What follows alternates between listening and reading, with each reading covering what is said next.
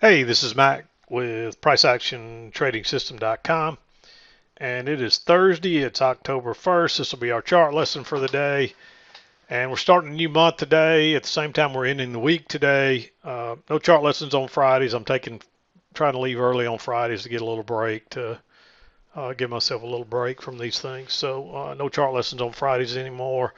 I'm going to move through this pretty quickly, and I apologize. I already did this chart lesson once and somehow the file was corrupted. I screwed something up. I don't know what I did, but anyway, the file will not play.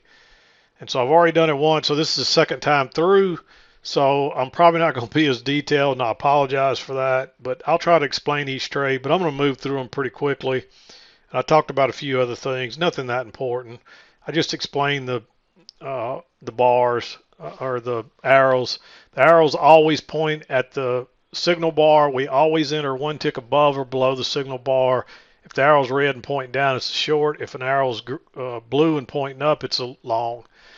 Red and blue are the good trades that are meet our criteria. The green ones are trades that also meet our criteria, but they're a little more aggressive for some reason. There's something to be concerned about with them, or maybe just consider they're not uh, they don't meet they meet the criteria for entry, but they're just more aggressive. There's something to be concerned about with them, basically. So, but anyway, I'm gonna get to the trade. You can see it's a range day. We spent most of the day in the lower half of the range. Really, the yellow line, which is the open, the 8:30 a.m. open each morning price. Really, we spent most of the day trading around that. So kind of interesting that that's where prices turned almost every time. We pushed through it a couple of times, but most of the time, once we touched that, we turned. Uh, so that was a great place, really, to have your upper side. So once, as the day progressed, you might have. Oh gosh, didn't mean to do that. Seems like nothing's gone wrong on this video today.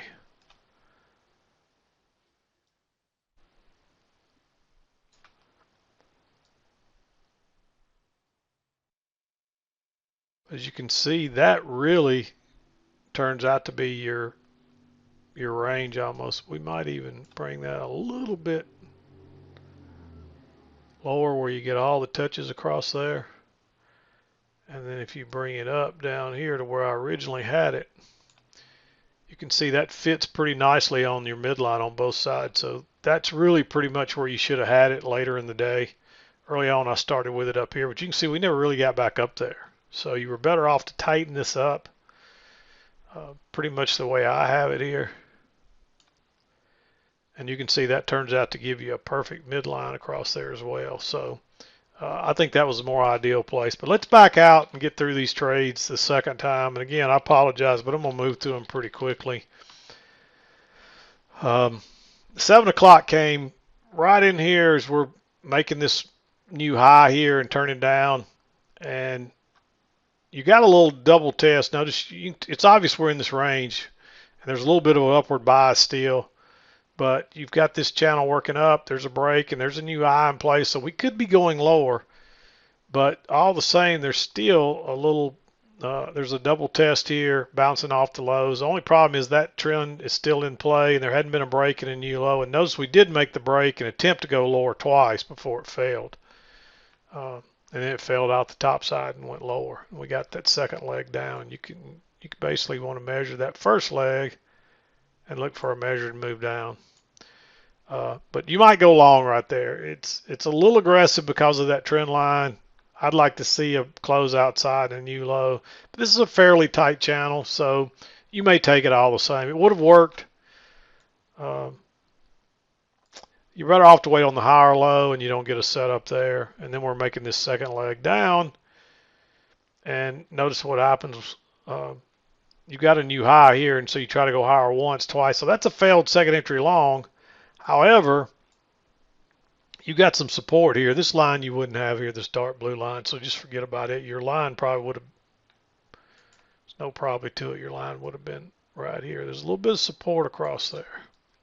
And you can see that, and so you're having to go short right into that, but there is a trap, And it would have worked. You had enough there for a couple of extra ticks, but I think you're better off to skip it. And then we bounce, and you get a first entry, and then you get a second entry, and it confirms that trend line right there. You get a failed second entry, basically. So if it breaks above here, after confirming that trend line, you probably want to go long with it. And if you didn't trust it yet there, when it tries to go lower again and fails, by all means, when it breaks higher, go long there. And you really could have gone long one tick above that, however you wanted to play it. I'm not sure which way it broke first. But anytime you're playing this as, let's say it did break lower first and it turned back up. Or no, let's say it broke higher first and then it turned back down, then it starts working up again. If you still like it to the long side, out the other side, or if you enter this, even if it broke lower first and starts trending up, your stop has to go below the previous swing until this bar closes, and we know that's the swing low. So your stop would be down here. So you shouldn't get stopped out on that regardless, because sometimes these things will break lower, turn up, trigger you, then they'll back up again, and they may break a couple of ticks lower, but as long as they don't break that previous swing low, just stay with it, because they'll try to trap you out of there a couple of different times sometimes. But this runs up, and then we're working down. You get a break, new low, and you're looking for a retest of this high. You get it right here. I like that long. Unfortunately, you don't get a chance to go short on this channel coming down. You can't go short here. Here's your lower high. Not a very good signal bar, an inside doji. Then we run on down, and again, not a very good signal bar right off the trend line. And that does confirm the trend line. So finally, when it comes back again, now you've seen 1, 2, this will be the first entry in a row with a big bearish, and this has a big bearish bar, and it's the first break, so you expect prices to make a new low. So I like taking that one because you've seen enough evidence to say, hey, this thing, first entry, I mean, that's like a repeat pattern 3 times in a row there, but you got a better signal bar. Then we drop on down, we get the break, and then we get 2 legs down. We find our support down there at the lows. And we come back again here, but notice when this comes back and turns down, it looks like a doji, but it's relatively bearish. But notice you made the high, you test it once, you test it twice, so you got a double test now, and you got plenty of room back down here. So I like going short there. And we just end up in this range. You get a little failed break here, but that's the first close outside too. So I think you need to wait on something, a lower high or something, and you just don't get it. And then we bounce. And there's no reason to go long right here. That's just, I mean, that's not rejection. It ends up working, but you want to see rejection off a low like that. Rejection looks more like this where it takes off. And it just doesn't do that here. You're just working sideways. And you never really get a chance to enter. It ends up making its move off the lows right back to the highs again. But you just don't get a very good setup. And it never breaks lower the whole time up until it just turns right back down. But notice we push through the EMA. We try to go higher once. We try to go higher twice. And it fails. So I like going short right there. The reason this one is green, though, instead of red is because of this inside bar. If this prices would have broke lower and just taken off, that's red. But when this ends as a doji, that's a little bit concerning when it didn't break lower right there. It still works as a trap once it breaks lower, but it's looking like, hey, they may not be able to get it below that. And then you could get another inside bar, another sideways bar, and next thing you know, you're in congestion right in the middle of the range. So that one's a little bit aggressive, and that's the reason I marked it green instead of red. And then we're just in this range again, and I don't see any entries on either side, and you can't go long right in the highs here. If you'd had a good signal bar right here, I might have given that one at least green, because a lot of times those failed breaks turn out to be important lows, and you can see that was a pretty good important low. If you catch that, you get to ride it all the way to the top. But unfortunately, you don't get a chance to catch it. Then we turn down. we pull back, we test it once, we test it twice. So that's a double test, nice bearish bar. Again, it's almost a little repeat of this one. You get another inside bar, and it worked last time. It was on the trend coming down. Looks very similar, repeat type pattern. You can see it drops down pretty quickly. We actually get another push down this time. So again, we get a break in two legs. We saw that a lot today, or multiple times anyway. You might consider taking a long here out of this congestion with that much room back to the EMA, but I'd wait on a higher low, and that doesn't come till way up here.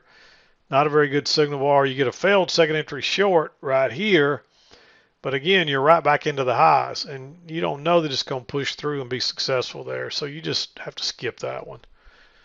But then you get the failed break up here, and notice you had a break of this channel. Two legs up to a new high, nice bearish bar, a little ways away from the EMA. Again, you generally want to wait on the lower high, but I showed you yesterday how, and here's another example today, how these failed breakouts tend to be important highs and lows, and today it's out the upside, and look at all that movement to the downside. If you can catch these, they're great moves. And of course, we try to go higher once, twice, so when prices broke lower there, that's a failed second entry long. And we just came off the highs, so we're looking for prices to come down here. And that does confirm that trend line right there. It's a little spiking channel. And then we come back and make a lower high right here. Another chance to go short. Comes back again. That's not a very good signal bar there. And you had what looks like could be a big overshoot. It ends up taking off to the downside, but you just can't go short there. And that takes us down into this trading range, and you just really don't get a chance to enter down here. You might argue for this one. You're working out and you get a first entry, and then when this goes higher, it's a second entry, but it's a higher low off of this low right here, and we've had a break and a move to a new low, and that's a second attempt to go lower that fails. And when it breaks lower first, when it comes back, you got enough room to get out back to that EMA, and it's also, you're probably looking at it as a failed break below the range low. You can see this line across here is the range low, so that's the failed break lower. And so that's the only one I see. There's not another short or long in here that I like. This is a decent signal bar, but you got to go long right into the highs.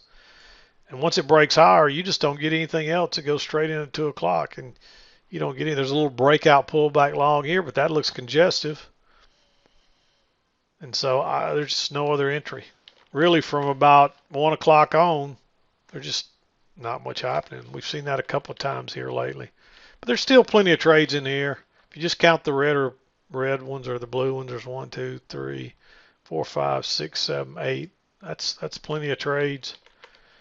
I mean, we'd like to have more, and we'd like to have some easier ones, but it is what it is. So it's a range day. Again, the range got tighter as the day moved on. So not much else we can say about today other than, you know, once you get in the middle here, generally that's where you want to be more picky. So, yeah, not much more we can say about today. And since this is my second time through this, I'm going to wrap it up and get this completed and uploaded for you. But anyway, it's going to wrap up our week. No chart lesson tomorrow. Hope you had a good trading today. I'm done for today. This is Mac with PriceActionTradingSystem.com, and we'll see you next time.